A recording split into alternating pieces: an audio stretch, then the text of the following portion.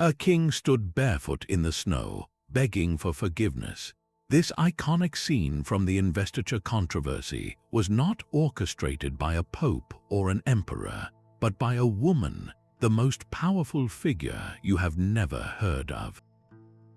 Her name was Matilda of Tuscany, the great countess, a ruler whose life is a labyrinth of grand achievements and profound secrets.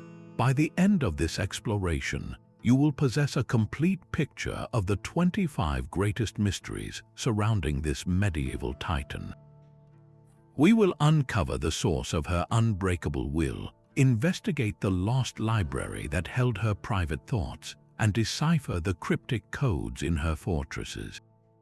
What does it truly take for a woman to command armies and defy empires in a world built for men? The first and perhaps deepest mystery is not about what Matilda did, but how she became who she was. What forges a will strong enough to stare down an emperor? Her story begins not with power, but with profound loss. As a child, Matilda witnessed the brutal murder of her father, Boniface III, in a hunting ambush. The details are murky, but the trauma was absolute. Then, in a chilling echo, her stepfather, Godfrey the Bearded, was also assassinated shortly after. Imagine the world of a young noble girl where the men meant to protect her are violently taken, where authority itself seems fragile and lethal. This was the crucible that first hardened her spirit. But tragedy alone does not create a leader of her caliber. Into this void stepped a formidable teacher, the monk Hildebrand. He was a firebrand of church reform, a man of fierce intellect and even fiercer conviction, who would later become Pope Gregory VII. Under his guidance, the grieving young countess received an education unlike any other noblewoman of her time. She was immersed in scripture, theology, and the complex politics of papal authority. Hildebrand did not teach her to be a passive supporter, he taught her to be a champion. He shaped her understanding that temporal power, the power of kings and emperors, was subordinate to spiritual authority. This doctrine became the bedrock of her life's mission. So here we have the alchemy that created Matilda's legendary resolve, a fusion of searing personal loss and rigorous, ideologically charged mentorship. The murdered father created a survivor, the brilliant teacher provided the cause. Together, they forged a will of iron, a conviction so deep that when Emperor Henry IV later demanded her submission, she did not bend. She had already endured worse, and she believed in a higher purpose. This unbreakable will is the engine for every mystery that follows, the invisible force behind every castle she built and every army she led. Yet that iron will needed a fortress, a literal and symbolic stronghold from which to command. This brings us to the second great mystery, the secret council of Canossa. Everyone knows the name for the emperor's penitent walk, but the castle itself was far more than a stage for that single dramatic scene. Perched high in the Apennine Mountains, Canossa was an impenetrable nerve center, a place where the fate of empires was decided behind closed doors. Who exactly gathered in its private chambers? Beyond the towering figure of Pope Gregory VII, Matilda surrounded herself with a hand-picked circle of advisors that defied simple categorization. There were, of course, reformist clerics who shared her vision for the church, but court records hint at others, lesser-known figures who provided the practical machinery of power. Skilled military commanders who helped plan the defense of her vast territories, diplomats who navigated the treacherous waters of Italian city-state politics, and perhaps even scholars who managed the flow of information. Canossa was not just a castle, it was the headquarters of a sophisticated intelligence network.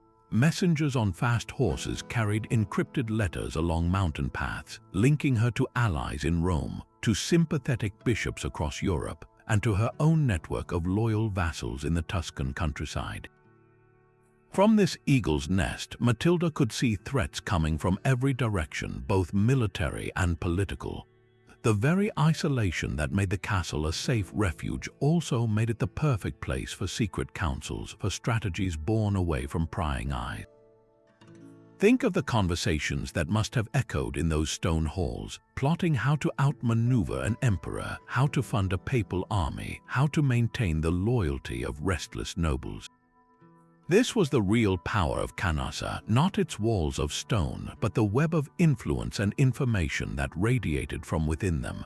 The castle was a living entity, a brain directing the body of Matilda's realm, and its most guarded secrets died with those who whispered them.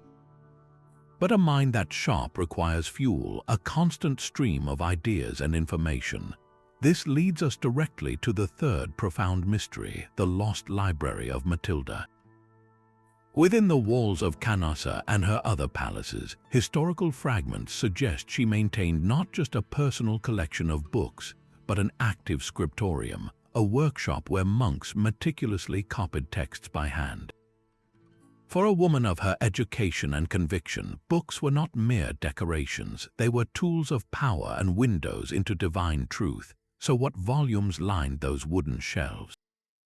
We can make some educated guesses. Certainly, there were lavish illuminated psalters and prayer books, the standard for any pious noble. There would have been the core texts of the Gregorian reform, the writings championed by her mentor Hildebrand, arguing fiercely for the supremacy of the papal office. But the real mystery lies in the possibility of more radical, even forbidden works. Was there a copy of the writings of Berengar of Tours, whose controversial views on the Eucharist sparked fierce debate during her lifetime? Could she have possessed early legal texts that challenged imperial authority, laying the intellectual groundwork for her political defiance? The most haunting loss, however, might be her own voice. Imagine the value of personal chronicles dictated by Matilda herself, detailing her private thoughts on the great events she shaped. Or consider her personal correspondence with popes, emperors, and other rulers, letters that would reveal the naked political calculus behind her public actions. After her death, this entire repository of knowledge vanished. The fate of her library is a gaping silence in the historical record. Were the manuscripts carefully dispersed to friendly monasteries for safekeeping, slowly absorbed into other collections until their origin was forgotten? Or were they deliberately destroyed by her enemies, perhaps by a subsequent emperor seeking to erase her legacy and the potent ideas she championed? Each possibility is chilling. If dispersed, the knowledge is merely diluted, its thread still woven somewhere into the tapestry of history. If destroyed, it represents a true extinction, a burning of a unique intellectual world. The lost library is more than a missing collection of parchments. It is the ghost of Matilda's inner life, the vanished record of how she saw herself and her tumultuous world. To find even a single surviving book from her scriptorium would be to hear her whisper across the centuries. The strength she drew from her library and her secret councils faced its most intimate test not on the battlefield but in the private chambers of marriage.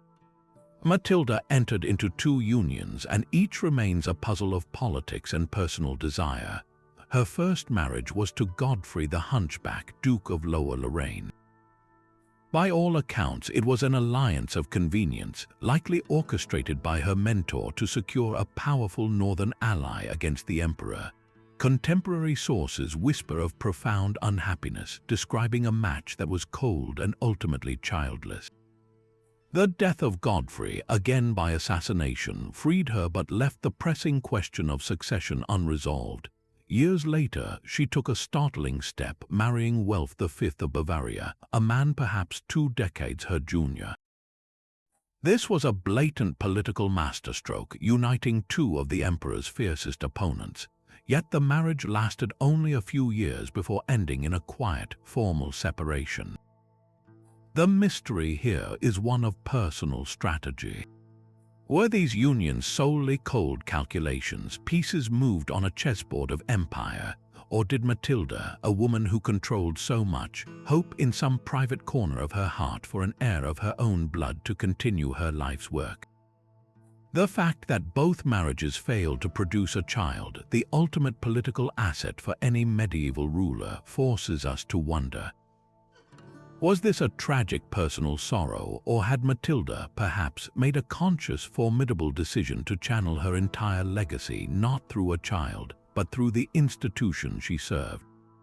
We find a potential answer not in her family life, but in the dry, legal parchment of her donations. Matilda was a prolific benefactor to the church, especially to her family's favored monastery of Paulian. But these were not simple gifts. Historians examining these charters have long noted something peculiar woven into the formal Latin text. Beyond the transfer of lands and treasures, the documents often contain unusual clauses and symbolic acts. In some, she donates property not just for the salvation of her own soul, but with specific conditions attached, like requiring the monks to perform a set number of prayers annually for her parents. In others, the phrasing emphasizes that the gift is made from her own rightful power, a subtle but firm assertion of her autonomous authority as a ruling countess, independent of any husband or emperor. Some scholars even point to unique scribble marks or patterns of witness lists, wondering if they served as coded authenticators or messages to a knowing few. These charters were public declarations, yet they seem to carry a private subtext. Through them, Matilda was doing more than securing her place in heaven. She was legally etching her legacy into the landscape. Each donation was a brick in a monument of piety and power, a way to ensure that her influence and her name would endure through the one institution she believed was eternal, the Church. The cryptic symbols and careful conditions were her voice, speaking across the centuries in the only language that guaranteed permanence, the law. Yet for all her legal and spiritual preparations, Matilda's legacy would have been crushed in an instant without raw military power. This presents a sixth and deeply practical mystery, the ghost army of the Apennines. On paper, her personal forces were formidable but finite, nothing compared to the vast imperial armies Emperor Henry IV could muster from across the Alps. So how did she, for decades, control the mountain passes, repel invasions, and remain the unshakable rock of the papal cause? The answer lies not in a single, standing army, but in a phantom force woven from the landscape itself. Matilda's true power was a network, a shifting coalition of local loyalists, urban militias, and the unforgiving Apennine terrain. Think of her not as a general with a set roster of soldiers, but as the conductor of a symphony where every hilltop village and walled city played a part. Her family had ruled Tuscany for generations, cultivating deep ties of loyalty among the local nobility and peasantry. These were the people who knew every goat path and hidden canyon. When imperial troops marched into the mountains, they weren't just facing Matilda's knights. They were walking into a territory where every shepherd could be a scout and every woodsman could guide an ambush. Then there were the independent-minded cities of northern Italy, like Lucca and Florence, which saw in Matilda a protector against imperial domination. They would send their own citizen militias to reinforce her at crucial moments, not as permanent subjects but as allies of convenience. This is the Ghost Army, a force that could materialize to defend a key fortress and then melt back into the countryside, leaving the emperor to siege empty castles and chase shadows. But such a strategy creates its own enigma: logistics. How do you feed and pay an army that is never fully assembled? The clues point to Matilda's genius as a manager of wealth, not just a spender of it. Her vast estates produced immense revenue from grain, wine, and timber. Rather than hoarding this wealth in central coffers, she likely used it to maintain a network of fortified granaries and armories scattered across her domains. Local garrisons could be supplied from nearby stores, and militias from allied cities would have been expected to bring their own provisions, paid for by their communes or through future favors. Her donations to monasteries also served a dual purpose. These religious houses often acted as secure way stations and supplied depots in remote areas. So the Ghost Army was sustained by a ghost logistics chain, decentralized, resilient, and nearly invisible to an outside invader. It was a defense shaped like the mountains it held, not a single wall but 1,000 ridges and valleys, each one a potential fortress and a potential trap. A ghost army requires a network of whispers, not just shouts. This brings us to the seventh insight, the cipher in her correspondence. The sheer volume of Matilda's letters is a historical ghost, a lost archive of her political mind. We know she was in constant communication with Pope Gregory VII, with other reformist bishops across Europe, and with the rebel leaders in Germany who opposed Emperor Henry IV. But the roads between them were long and dangerous, crawling with imperial agents eager to intercept any message that could reveal her plans. So how did she keep her secrets safe? The art of secret writing or cryptography was not unknown in the medieval world. While complex mechanical ciphers were rare, simpler methods were commonplace. A trusted clerk might employ a substitution cipher where one letter consistently stands for another, turning a plain text into a baffling string of symbols. More subtly, they could use a jargon code where ordinary words held pre-arranged hidden meanings. The phrase, "the harvest is bountiful," could secretly mean, "the rebel army is assembled," or "pray for good weather" might signal, "the emperor's troops are on the move." Consider the practical need. A letter discussing military logistics or the timing of a rebellion, if captured, would be catastrophic, but a letter that appeared to be a pious discussion of scripture or a mundane report on estate management could pass under an enemy's nose unnoticed. The real intrigue lies in the possibility that Matilda's circle used a layered approach. The outer text, written in formal Latin, would be a perfectly normal diplomatic or devotional message. But between the lines, in the choice of biblical quotations, the order of saints' names invoked, or even the specific ink used for certain phrases, a second, hidden instruction could be embedded. Only a recipient with a key, a physical cipher wheel, or a memorized codebook could decipher the true intent. This transforms our understanding of her diplomatic network. It was not just a web of alliances, but a web of hidden intrigue, where every courier carried a potential secret and every monastery scriptorium could double as a coding station. The loss of her letters is therefore a double tragedy. We have lost not only her official words, but also the possibility of uncovering this shadow language, the clandestine whispers that truly held her coalition together against the empire. But whispers and ciphers are fragile things, needing a stronger, more public language to inspire loyalty. That language was found in an ancient story, giving rise to the eighth insight, the prophecy of the second Deborah. In the midst of the bitter conflict with Emperor Henry IV, a powerful new name for Matilda began to circulate. She was not just the Countess of Tuscany, she was being hailed as a new Deborah. For those unfamiliar, Deborah was a figure from the Old Testament book of Judges, a prophetess and the only woman to judge Israel. In a time of crisis, she commanded the general Barak to raise an army and led her people to a miraculous victory against a Canaanite king. The parallels were too perfect to be accidental. Here was Matilda, a woman commanding armies in defense of the church, the spiritual Israel against a tyrannical emperor. So who first spoke this idea into the world? The most likely architects were the brilliant propagandists within the papal reform circle, men like Matilda's own mentor, Pope Gregory VII. They were masters of symbolic warfare, and casting their greatest protector in the role of a biblical heroine served multiple crucial purposes. First, and most fundamentally, it solved a profound problem of legitimacy. A woman leading soldiers, advising popes, and dictating terms to kings violated every conventional norm of the 11th century. But if that woman was not merely a political actor, but an instrument of divine will, a successor to a holy judge, then her authority came from a source no emperor could challenge.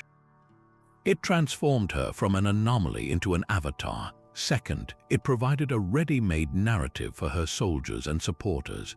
Men who might have hesitated to follow a woman into battle could rally behind a prophetess. The story of Deborah was a template for victory, suggesting that God himself fought on their side. This was not just politics, it was sacred drama, and Matilda was given the starring role. But did she believe her own publicity? This is the intimate heart of the mystery. There is no surviving diary where she confesses to seeing herself as a divine vessel. Yet her actions speak with a compelling clarity. She embraced the imagery. Her donations and charters often invoked profoundly militant religious language, framing her struggles as a holy war. She lived with a conviction that bordered on the absolute, risking everything time and again for the papal cause. Whether she privately felt like Deborah or simply found the comparison a useful tool is a line we cannot cross. But the very fact that she allowed and encouraged this identity to flourish suggests a deep alignment. She did not reject the mantle of the second Deborah. She wore it into battle, allowing it to become the public face of her unbreakable will. This crafted image was her armor, a spiritual justification that made her earthly power not just acceptable but ordained. A prophetess on the battlefield, however divinely inspired, cannot stand alone. The ninth insight pulls back the curtain on the silent architects of Matilda's power, a hidden network of women whose influence was as vital as any army. While history books fixate on the clashes of kings and popes, a quieter, more resilient force operated in the background, a sisterhood of power woven through convents, courts, and private letters. At its heart was Matilda's own mother, Beatrice of Lorraine. After the murder of Matilda's father, Beatrice did not retreat into mourning. She took up the reins of government herself, ruling Tuscany as regent for her young daughter.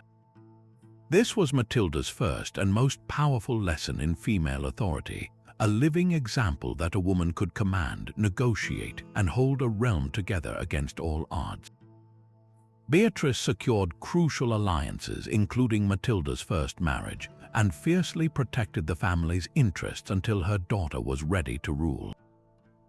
This model of maternal stewardship was a blueprint, but the network extended far beyond family. Consider the formidable Abbess Matilda of Quedlinburg, a princess of the German imperial family herself.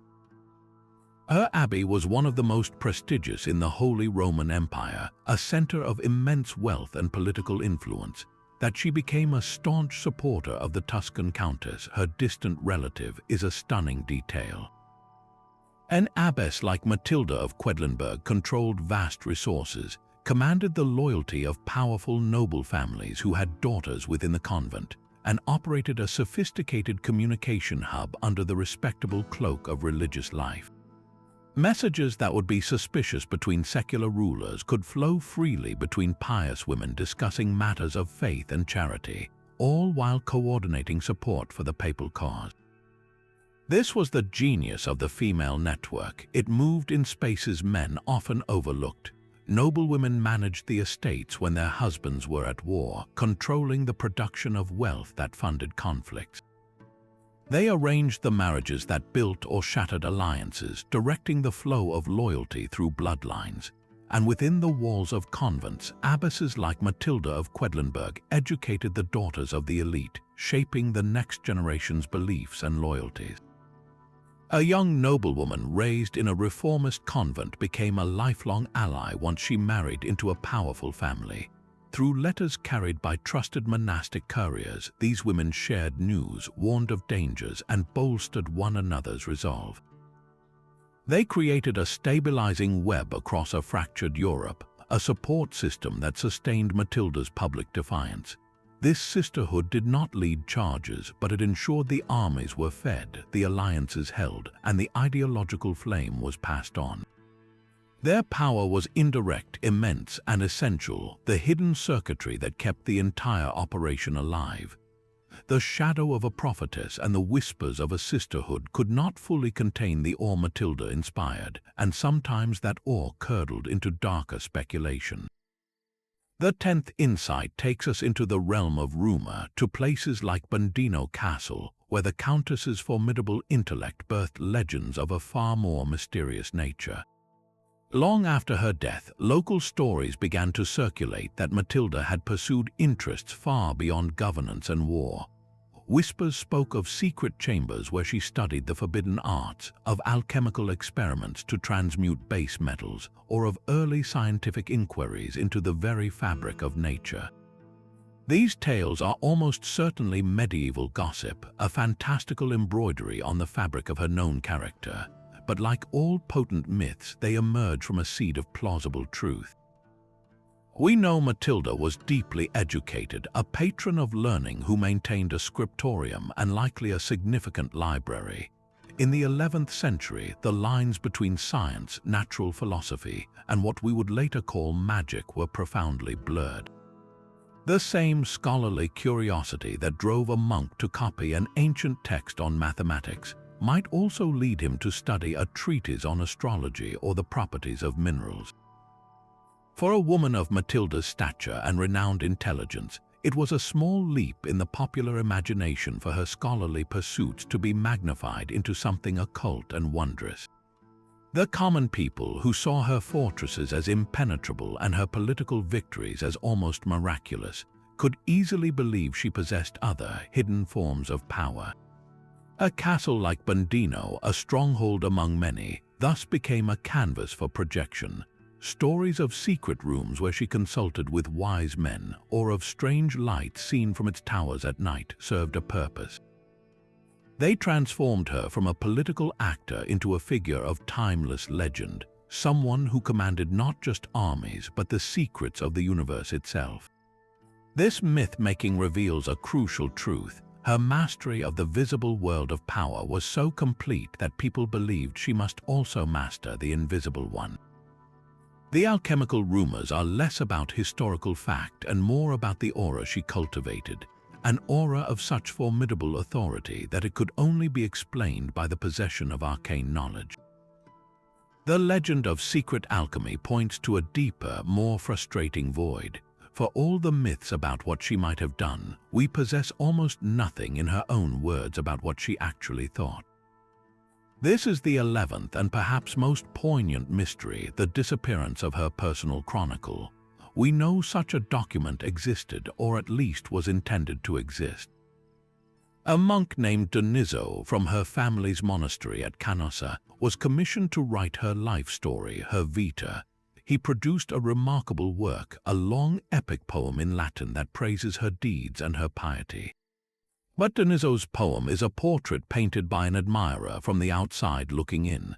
It is what the world was meant to see, the true treasure, the account she may have dictated herself, a detailed record of her counsels, her strategies, and her private reflections has vanished without a trace.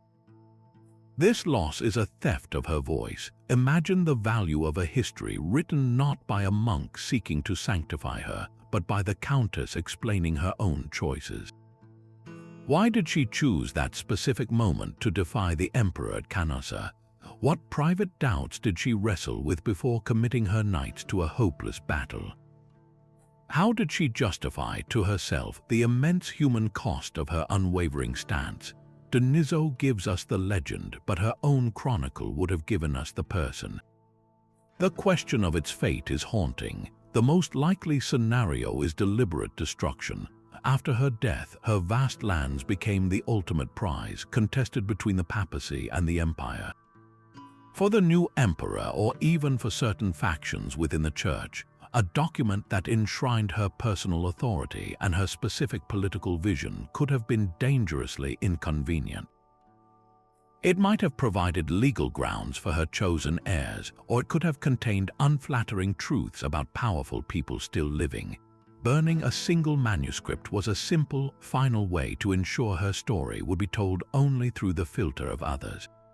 But there is a sliver of another possibility, that it was hidden rather than destroyed.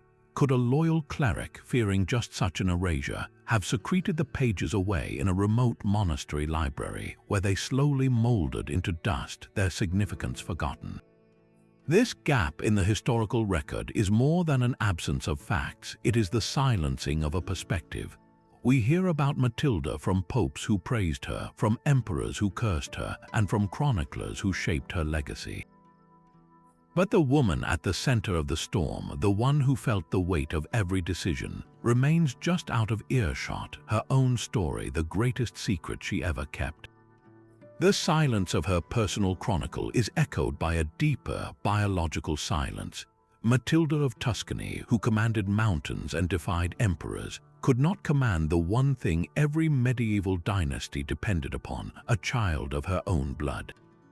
This is the 12th insight, the curse of the Canossa bloodline, a personal tragedy that reshaped the map of Europe. She entered 2 strategic marriages, first to Godfrey the Hunchback and later to the much younger Welf V. Both unions were politically brilliant, designed to forge powerful alliances against the emperor, yet both failed to produce the ultimate political asset, an heir.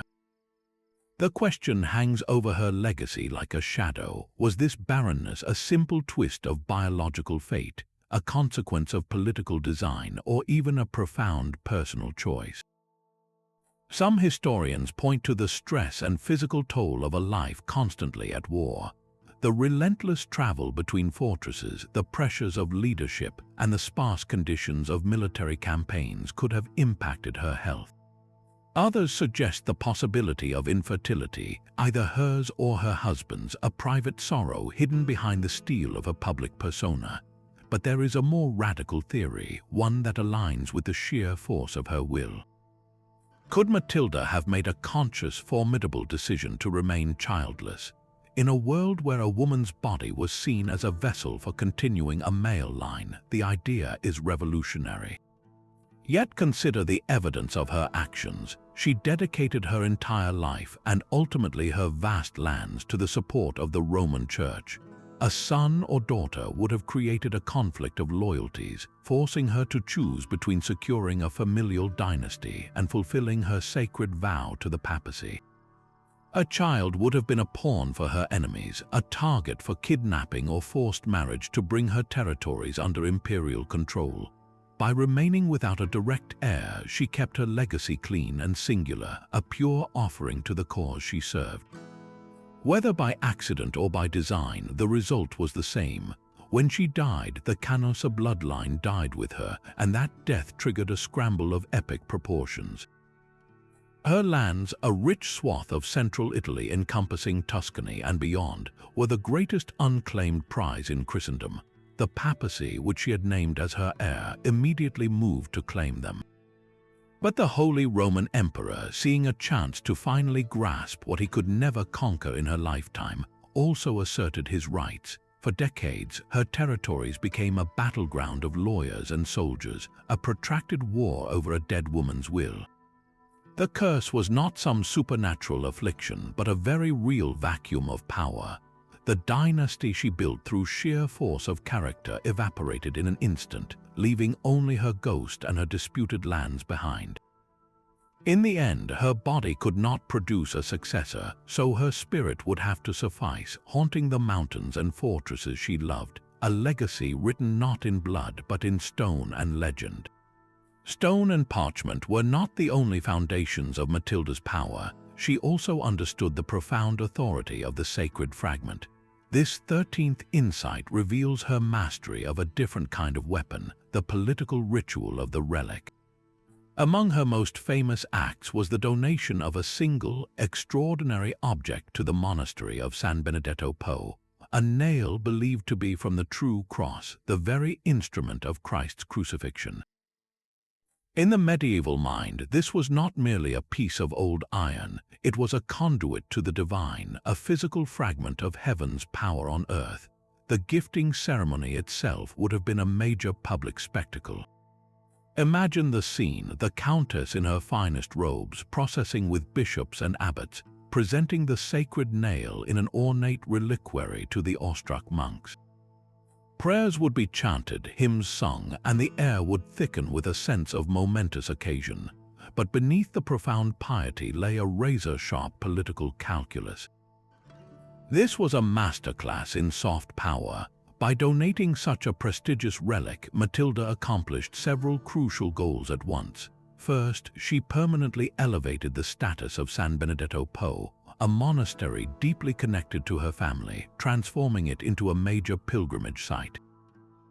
Pilgrims meant wealth, influence, and a constant stream of loyal supporters passing through her territories.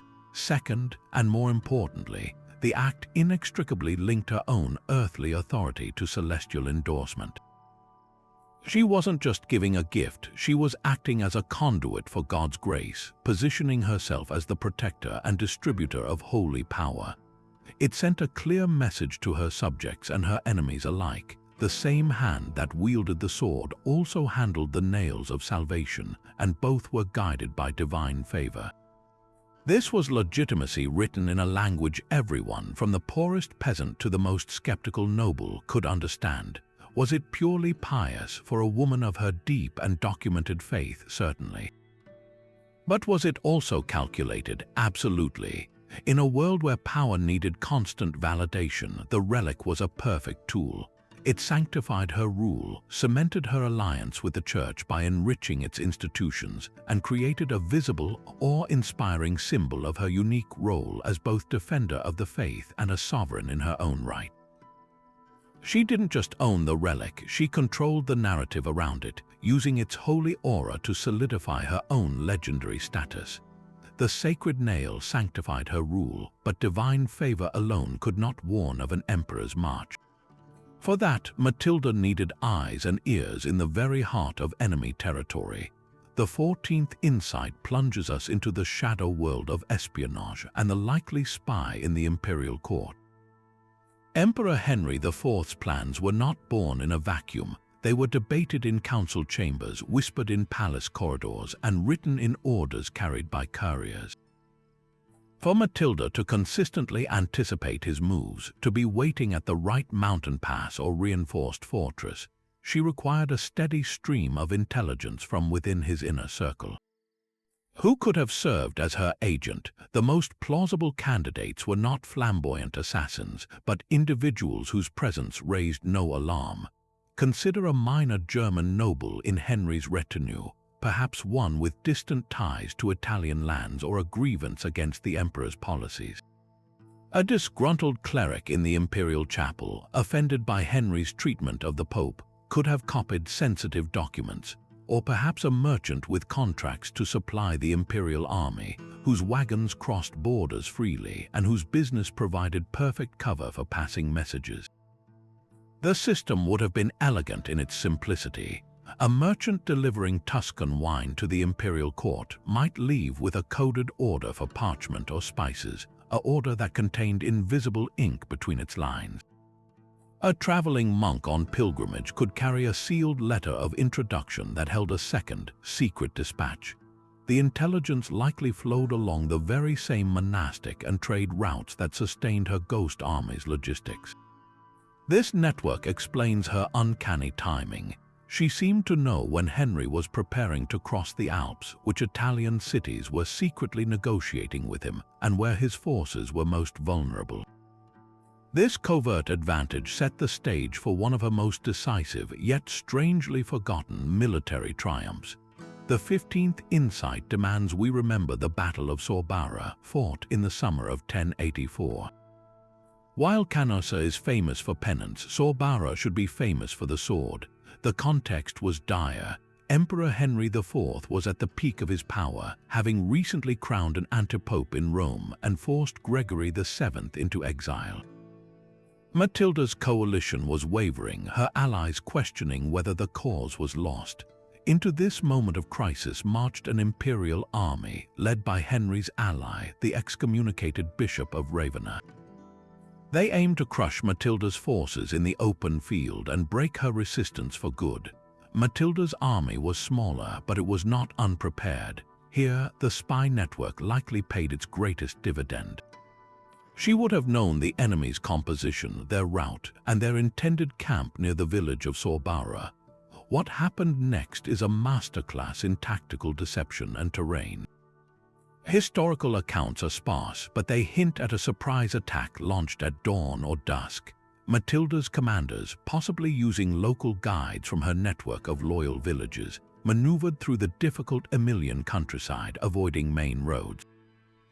They fell upon the imperial camp when it was least expected, perhaps while the enemy soldiers were dispersed foraging or resting.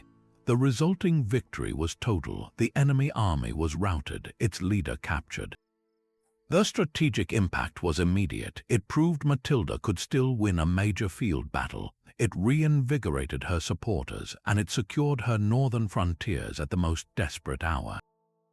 So why is Sorbara not celebrated like Canossa? The answer lies in the nature of her legend. Canossa was a singular, symbolic drama of spiritual victory, perfect for chroniclers and poets. Sorbara was a messy, brutal military engagement. It was the hard, practical work of preserving power, less about divine prophecy and more about muddy boots, ambush tactics, and the bloody cost of loyalty. Yet this forgotten battle may have been more vital. It was the steel foundation upon which the loftier symbols of her authority firmly stood. Victory at Sorbara was secured not just by soldiers, but by the silent sentinels that watched over her realm. The stones of her fortresses tell their own story, a 16th insight written in mortar and mountain. Castles like Bianello and Carpinte were far more than simple shelters. They were sophisticated instruments of control, each one a piece of a cryptic architectural code. Their placement was the first clue to the puzzle. They were not randomly scattered, but strategically perched to command panoramic views of entire valleys and crucial mountain passes. From the towers of Bianello, one could monitor the movement along the Via Emilia, a vital Roman road that was the economic artery of northern Italy. Carpinte guarded the approaches to the heart of the Apennines. This network created a visual telegraph system where a chain of signal fires or reflected sunlight could relay a message across her territories faster than any horse. But the genius was in the details, the innovations hidden within the walls. While specific blueprints are lost, we can infer from surviving structures of the era. A fortress built under Matilda's command likely featured more than just thick walls. Think of the necessity of a siege. A reliable internal water source, like a deep, protected cistern fed by a hidden spring, could mean the difference between holding out for months or surrendering in weeks. Secret postern gates, small and camouflaged, allowed for messengers to slip out or reinforcements to sneak in under cover of darkness. The layout itself would be designed to force attackers into deadly choke points, where defenders on multiple levels could rain down arrows and stones. Each castle was a statement carved into the landscape, a permanent announcement that this land, this road, this mountain belonged to the great countess. Her building program was a language of power understood by everyone, from the merchant whose caravan passed safely under its shadow to the emperor who knew each one represented another costly obstacle to his ambitions. They were not isolated strongholds, but interconnected nodes in a system that controlled trade, movement, and information. To map her castles is to map the very anatomy of her influence, a skeleton of stone upon which the body of her realm was built. The stones of her castles spoke of open defiance, but the whispers in the shadows hinted at a far more intimate form of warfare. A persistent, venomous rumor clings to Matilda's legacy, the allegation that she used poison to silence a formidable enemy. The target was said to be Bishop Benzo of Alba, a fiercely intelligent and virulently pro-imperial cleric who was one of her most vocal and effective detractors. Benzo wasn't just an opponent, he was a master propagandist, authoring scathing satires that mocked Pope Gregory VII, and by extension, his greatest protector, Matilda. His pen was a weapon that damaged her cause across Europe, turning opinion in the imperial court. Then, in 1080, he died suddenly. The timing was, for Matilda's faction, fortuitous. And the dark murmur began. Did the great countess order his cup to be filled with something more than wine? To understand this, we must step into the moral fog of 11th century power struggles. Political poisoning, while condemned, was a whispered reality in an age where overt assassination could spark devastating blood feuds. It was a woman's weapon, said the stereotypes of the time, silent, secret, and requiring no physical strength, only cunning and access. For Matilda's enemies, accusing her of poison served multiple brutal purposes. It undermined her pious image as the second Deborah, recasting her as a treacherous, murderous schemer. It played directly into deep-seated fears about powerful women overstepping their natural bounds. The source of the allegation is critical. It comes almost exclusively from imperial chroniclers, men whose livelihoods depended on vilifying her. There is no solid evidence, no confession, no smoking vial mentioned in any friendly account. So, is it just slander? Possibly, yet we cannot dismiss it with absolute certainty. Matilda was a strategist of the highest order, fighting a total war for survival. She commanded armies in the field and networks of spies in the shadows. Would she have considered the removal of a man whose words were actively dismantling her coalition and endangering the Pope? The grim calculus of survival suggests it cannot be ruled out. Whether true or not, the poison allegation forces us to confront the full, uncomfortable spectrum of her power.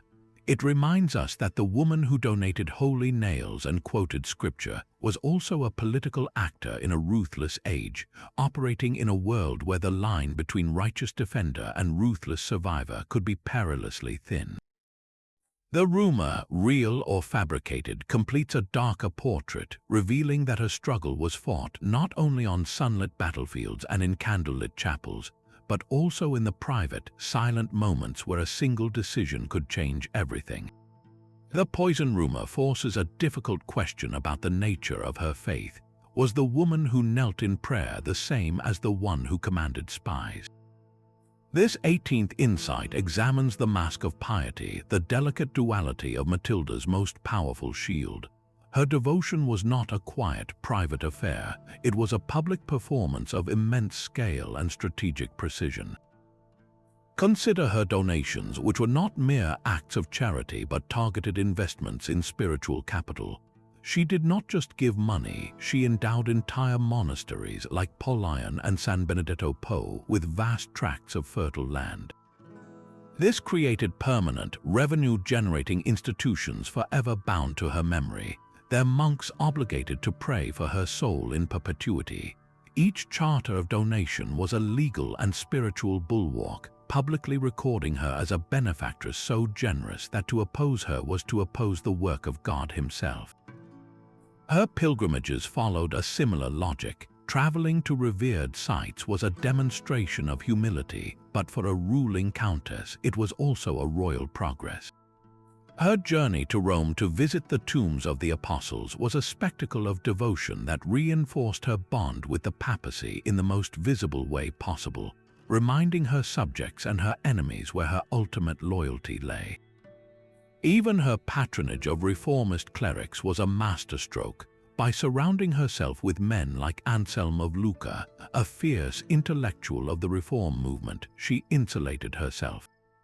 Criticism of her military or political decisions could be framed as an attack on the holy men who advised her, turning secular dissent into sacrilege. So, where does genuine belief end and political calculation begin? For a medieval mind, this is a false dichotomy. Matilda almost certainly saw no conflict. In her worldview, serving God and securing her own power to continue that service were the same mission. Her piety was the lens through which she interpreted all her actions, a sincere belief that gave her the courage to defy an emperor. Yet, she was also acutely aware that this same piety was her primary source of legitimacy in a world deeply uneasy with a woman on the battlefield. The mask was not a deception, but an amplification. It took her sincere faith and projected it as an undeniable public truth, a fortress of reputation that was as vital as any castle of stone. To challenge Matilda was not just to challenge a noble, it was to challenge God's own champion, a narrative she cultivated with every prayer, every pilgrimage, and every parchment she signed. This unimpeachable image became her ultimate political armor, allowing her to wield power in ways that would have destroyed a less sanctified ruler. The armor of her piety could not protect her legacy from the chaos that followed her final breath. The 19th insight confronts the legal labyrinth of her lost last will and testament, a document that ignited a firestorm lasting centuries. On her deathbed in 1115, Matilda of Tuscany made a decision meant to secure her life's work for eternity. She bequeathed her vast estates, the so-called Matildine lands, to the Roman Church. This seems straightforward, a final act of devotion from the Pope's greatest defender. But the reality was a morass of confusion, conflicting claims, and outright forgery that turned her inheritance into a poisoned chalice. The core mystery is stark. What exactly did the original signed document say? No definitive copy survives. We have later versions produced by papal archivists and imperial lawyers, each suspiciously favorable to their own side.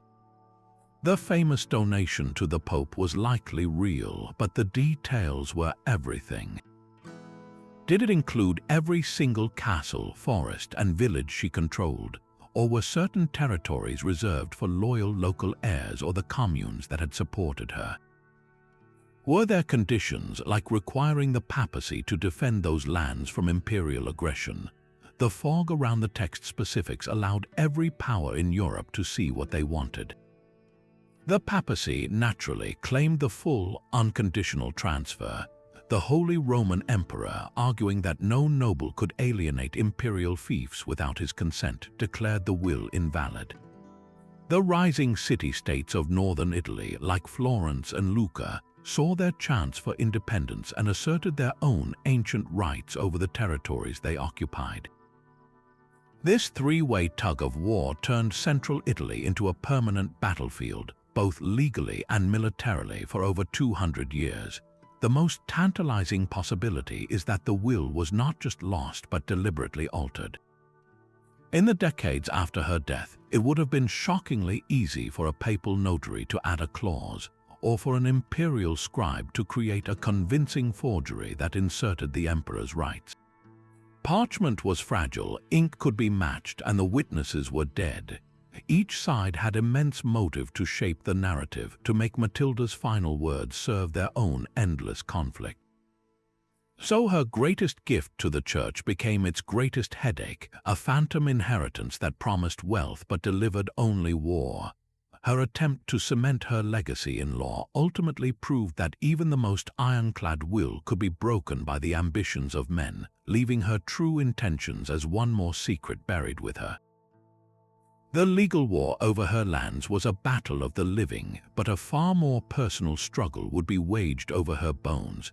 Decades after Matilda's death, a bizarre and deeply symbolic act unfolded, orchestrated by a man who should have been her hereditary enemy.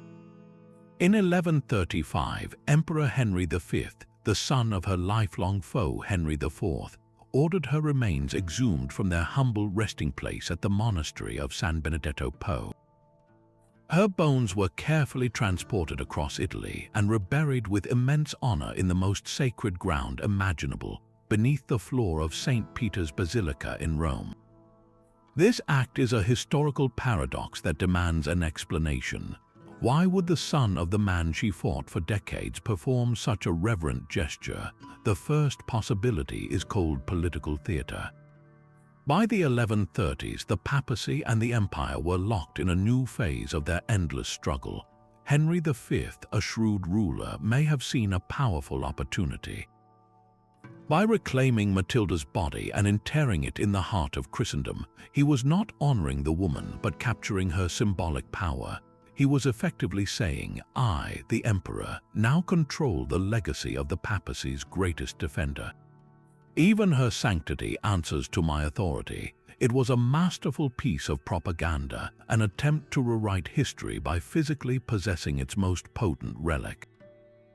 But there is a second, more intriguing layer. Medieval rulers were deeply superstitious, and the stories of Matilda's unwavering spirit were legendary. Could Henry have believed that her soul was restless, that the very land she loved was haunted by her unresolved conflict with his father? Reburying her in the most consecrated site in the world with all the rites of the Church could be seen as an act of spiritual pacification. It was a way to finally lay the ghost of the great countess to rest, to symbolically end the conflict that had begun at Canossa by granting her the eternal peace she had denied his family in life. The truth likely lies in the murky space between calculation and superstition. For Henry, it was a brilliant political stunt that also served as a kind of exorcism. He took the physical remains of his father's greatest obstacle and transformed them into a monument to imperial magnanimity and control. In doing so, he added one final, ironic twist to her story.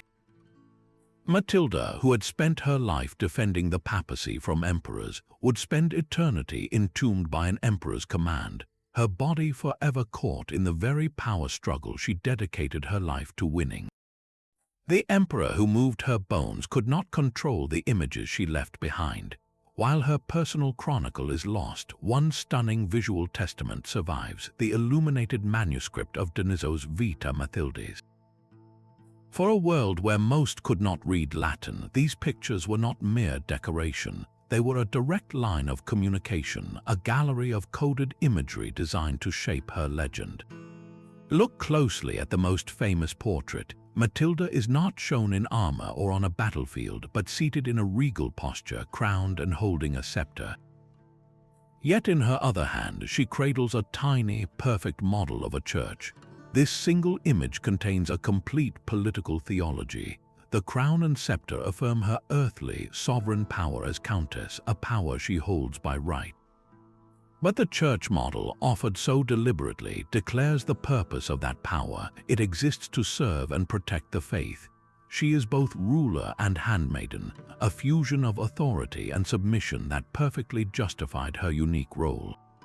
Another powerful scene shows Saint Peter himself, the first pope, handing a banner directly to Matilda.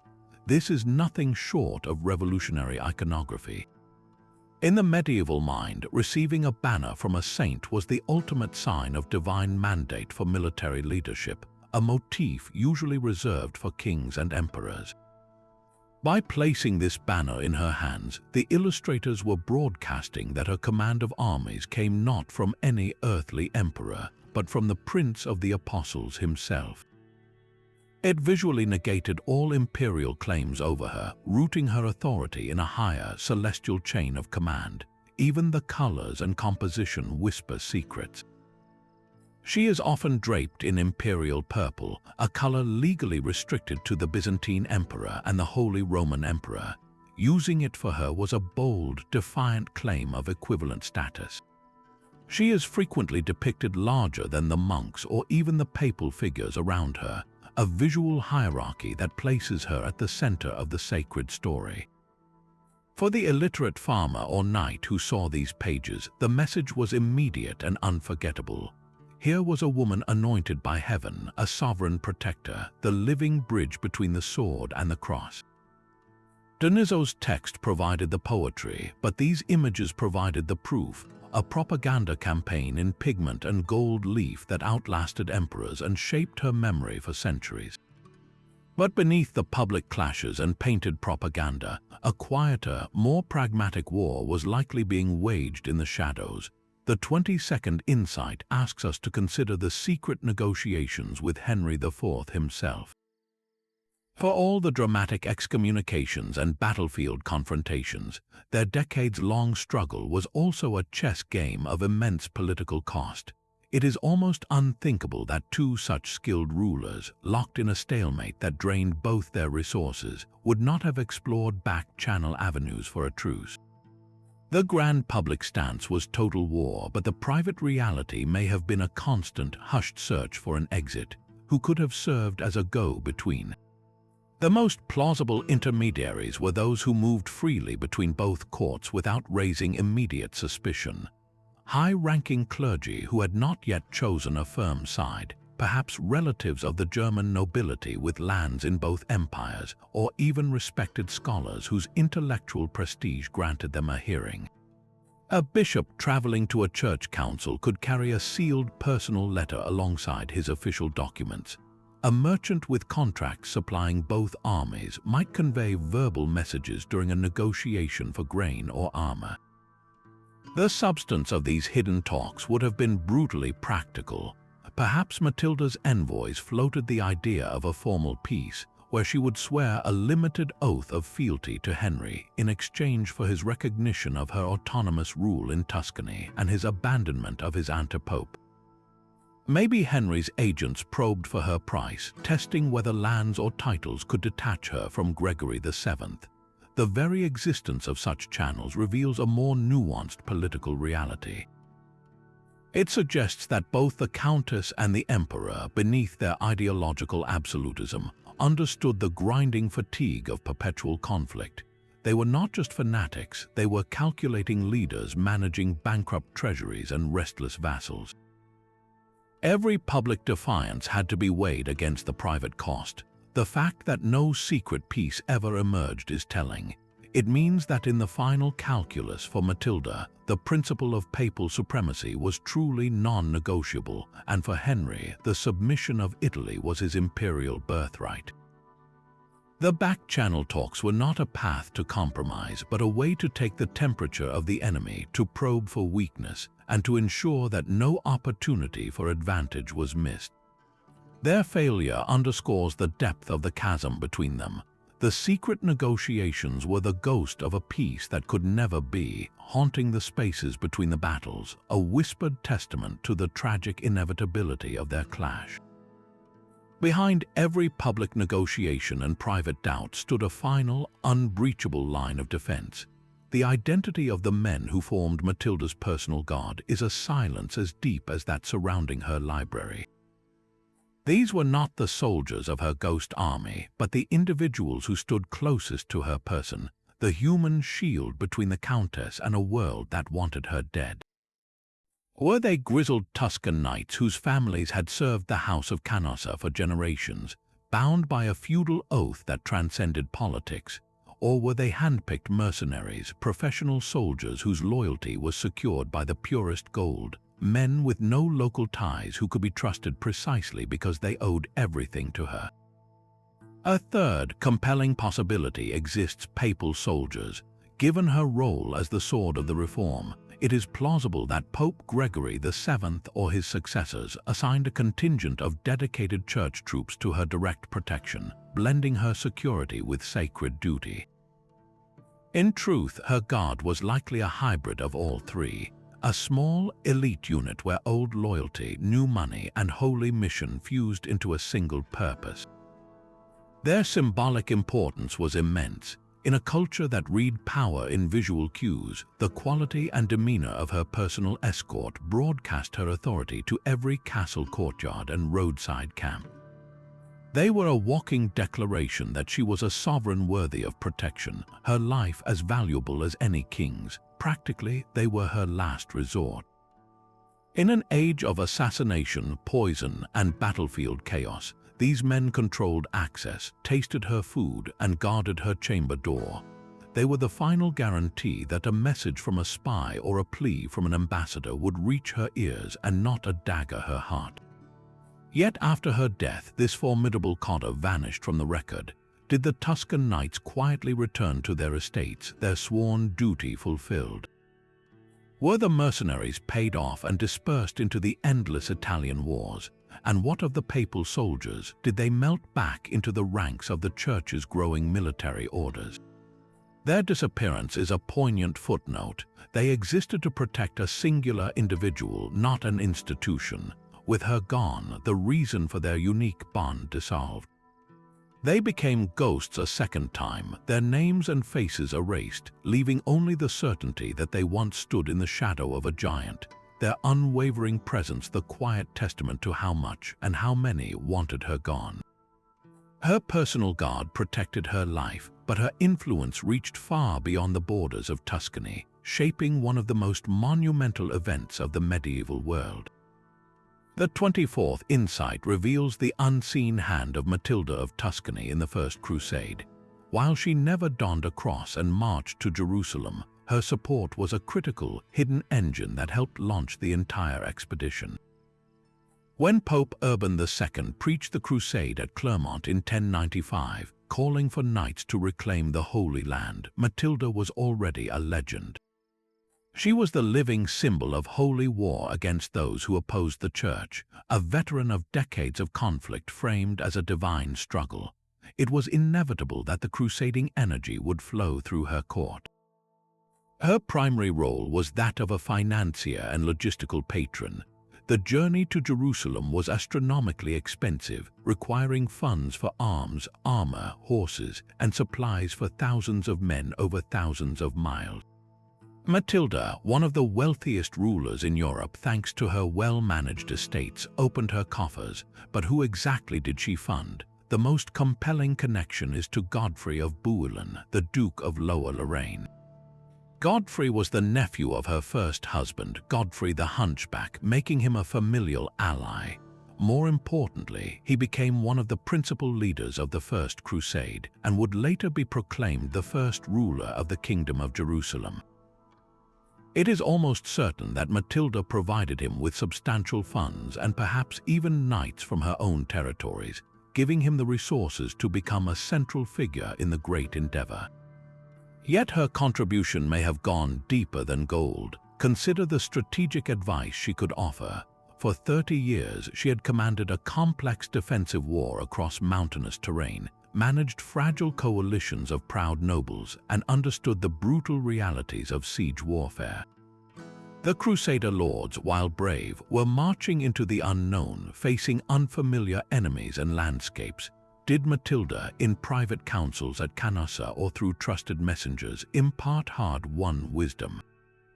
She could have advised on securing supply lines through hostile territory, a lesson learned from maintaining her ghost army in the Apennines. She might have stressed the importance of fortifying captured strongholds, a principle etched into her very landscape with castles like Bianello. Her lifelong experience in uniting disparate factions under a sacred banner was a direct parallel to the Crusaders' own challenge.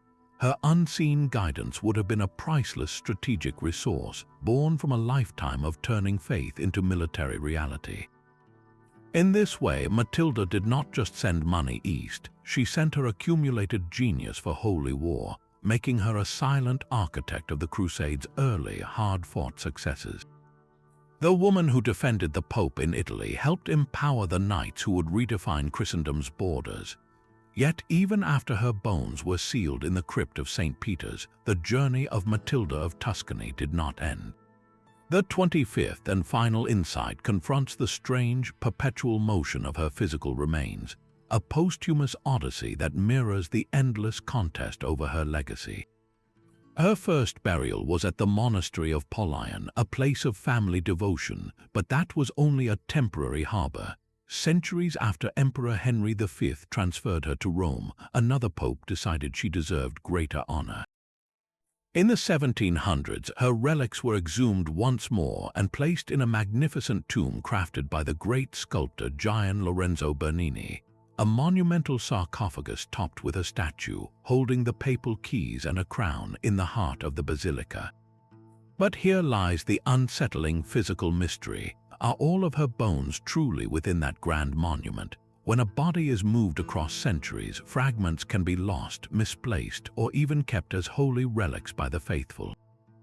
Some historians quietly suggest that not everything made the final trip, that pieces of the great countess may have remained in the humble soil of Polion or been secreted away as private devotional objects.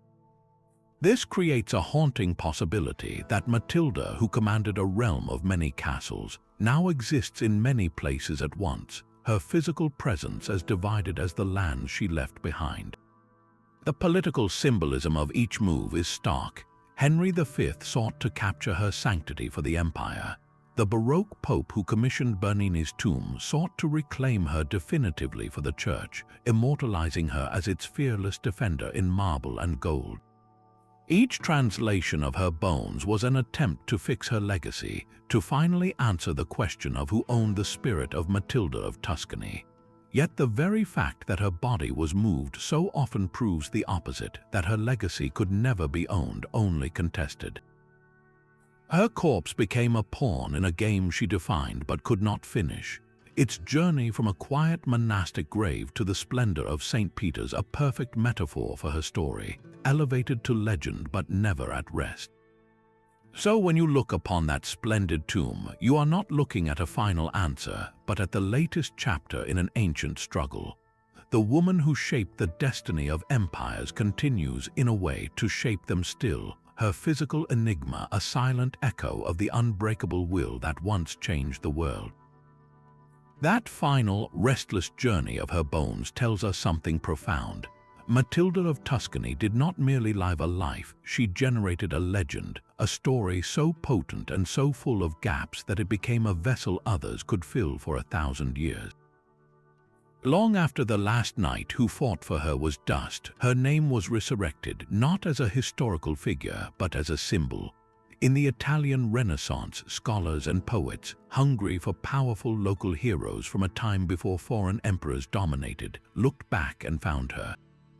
Here was a native ruler who had defended Italian soil and the independence of the papacy from German domination.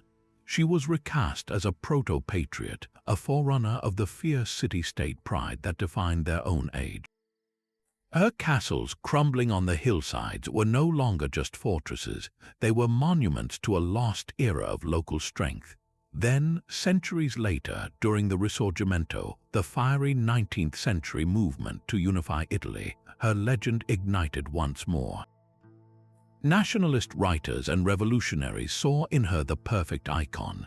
She was the warrior who had fought to keep Italy free from the Holy Roman Empire, a direct parallel to their own struggle against the Austrian Empire.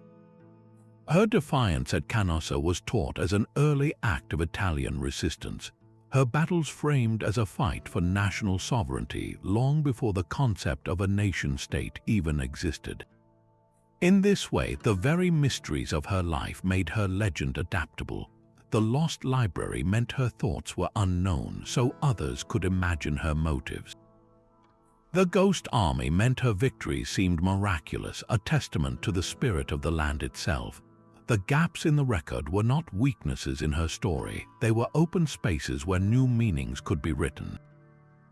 So why does she fascinate us now, in a world so far removed from mailed knights and papal bulls?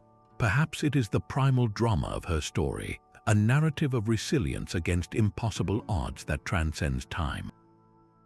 A woman, orphaned and besieged, who rises to command the stage of Europe, outthinking emperors and shaping the fate of millions. It is a plot worthy of epic fiction, yet it is true. But the deeper pull may be the enduring mystery of her power. In an age that still grapples with how women lead, her life is a 1,000-year-old case study. She wielded authority not by pretending to be a man, but by constructing an unparalleled persona, blending the spiritual, the political, and the martial into an identity so formidable it became its own justification. She forces us to ask how power is built and maintained when all the conventional rules are stacked against you. The silence of her own voice compels us to listen harder, to read between the lines of the chronicles, to look for her in the architecture of her castles and the dry clauses of her charters. Matilda of Tuscany endures because she is both a historical figure and a mirror. We see in her the timeless themes of defiance, faith, and strategy, but we also see our own questions about legacy, identity, and the stories we choose to remember. Her echo is not a faint sound from a distant past, it is a recurring chord in the long song of history, played whenever someone looks at a mountain fortress and wonders about the unbreakable will that built it. The portrait that emerges from these 25 insights is not a simple photograph but a mosaic, each fragment a mystery that reveals a different facet of the great countess. We see the master strategist weaving a ghost army from mountain villages and a spy network from merchant routes. We encounter the pious enigma, whose donations of holy nails and militant faith built an armor of sanctity no emperor could pierce. And we are left always with the sense of the woman herself, forever just out of reach behind the mask of the second Deborah, the lost pages of her chronicle, and the silent stones of her castles. This is the true power of her story. It reminds us that history is not merely a record of what we know, but a landscape defined by what we do not. The gaps in the record are not empty spaces. They are invitations to wonder, to question, and to listen for the echoes in the silence. So we turn the question to you, which of Matilda's mysteries lingers in your mind the most? Is it the fate of her lost library, the whispered allegations of poison, or the ghostly logistics of the army that never was? Share your thoughts in the comments below. If you enjoyed this deep dive into the shadows of the medieval world, subscribe for more journeys into the forgotten corners of history. And perhaps, if you ever find yourself in the Apennine Mountains, stand among the windswept ruins of Canossa. Close your eyes and you might just feel the enduring echo of an unbreakable